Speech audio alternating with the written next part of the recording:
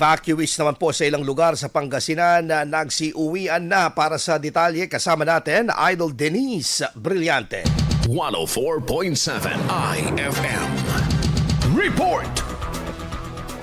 Nagsiuwian na ang ilang evacuees na pansamantalang nanuluyan sa mga evacuation centers sa Pangasinan kahapon, 10 ng Nobyembre. Ayon sa ulat ng Department of Social Welfare and Development San Fabian, tinatayang 1,783 na individual mula sa kabuang 2,383 evacuees sa naturang bayan ng nakabalik na sa kanilang mga tahanan matapos ang pananalasa ng bagyong Uwana. Maging ang ilang evacuees na tumuloy sa mga evacuation centers sa Karatig Bayan ay nakabalik na rin sa bayan ng Villasis. Ulat ng MSWDO at MDRRMO na 26 na pamilya o 84 na individual ang pansamantalang tumuloy sa evacuation center sa Barangay Unzat. Kahapon, sa mga aldan naman, 12 na individual ang natulungan ng kapulisan na makapunta sa mga evacuation center sa gitna ng malakas na ulan bandang alas 11:41 ng gabi noong 9 ng Nobyembre. Habang unti-unting bumabalik sa kanilang mga tahanan ng mga evacuees, nagpapatuloy ang clearing operations ng mga lokal na pamahalaan upang maibalik sa maayos na kalagayan ang mga lugar na matinding naapektuhan ng bagyo. Kasabay nito, nagpapatuloy din ang assessment ng mga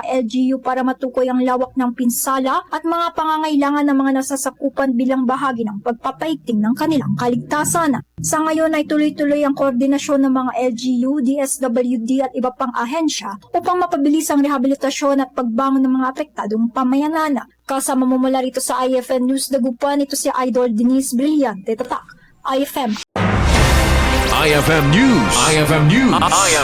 IFM News.